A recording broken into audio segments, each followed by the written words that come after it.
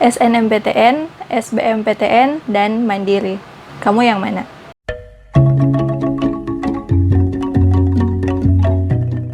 Halo semuanya, semoga kalian tetap semangat dalam menjalani hari-hari selama di rumah aja. Sebelumnya kan aku udah kasih selamat kepada teman-teman yang lulus SNMPTN.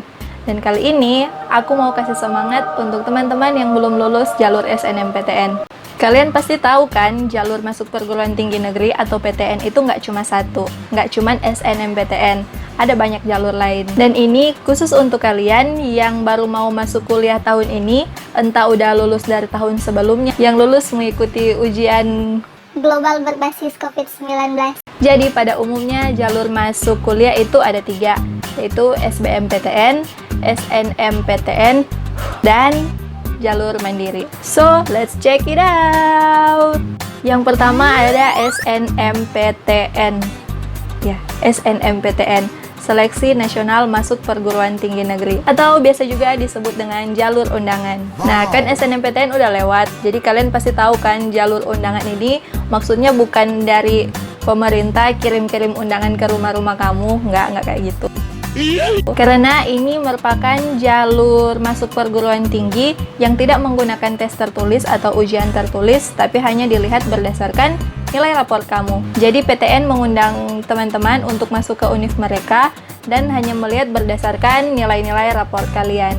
Cara daftarnya ini memang dari sekolah, terus ya akan diseleksi dari univ itu ada nilai rapor kalian, ada juga prestasi-prestasi atau pencapaiannya kalian selama kalian sekolah, dan sampai akreditas sekolah kalian juga itu termasuk salah satu kriteria penilaian. Dan ini hanya berlaku untuk teman-teman atau untuk kalian yang lulusan tahun ini atau di tahun yang sama. Jadi kalau mau mendaftar di tahun ini, karena ini seleksinya dari sekolah, maka kalian juga harus menjadi siswa lulusan di tahun yang sama. Terus untuk pilihan jurusan itu ada 3, sesuai minatnya teman-teman, itu terserah. Untuk memilih jurusan apa, ada 3 pilihan atau ada 3 opsi. Jadi untuk yang nilai raportnya seperti krayon yang penuh warna, jangan heran kalau peluang kalian masuk perguruan tinggi itu semakin tipis seperti kertas. Game over. Next, yang selanjutnya ada SBMPTN. Waduh, apalagi kali ini.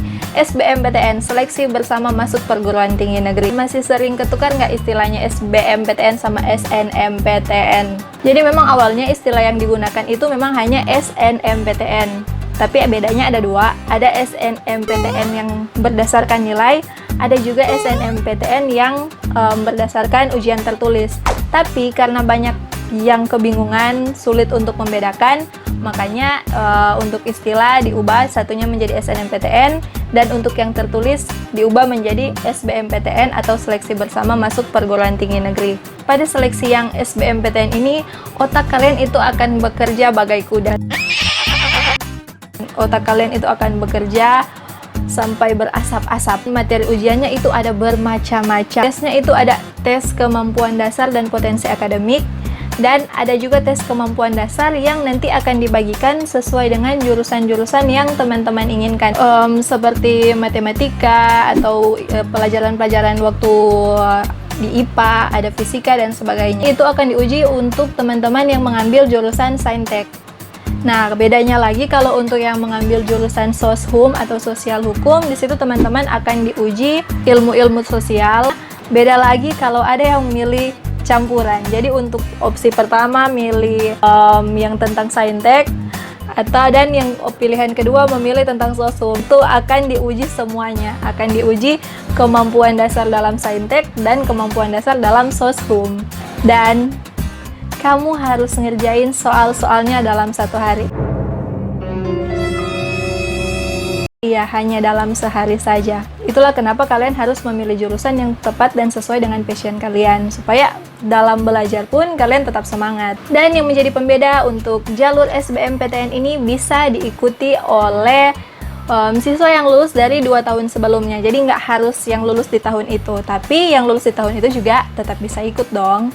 Dan ada biaya pendaftaran sekitar 200.000 untuk mengikuti ujian. Selanjutnya ada seleksi jalur mandiri. Yang dimaksudkan dengan ujian mandiri itu jadi ujian masuk universitas itu dilakukan oleh universitas itu sendiri. Itu lebih ke jalur lokal sih. Jadi apalagi kalau misalnya teman-teman memang menginginkan atau menargetkan untuk masuk universitas itu, sebagai contohnya misalnya di Universitas Samratulangi, di univnya aku, itu ada seleksi jalur mandiri namanya jalur T2 atau Tumauto.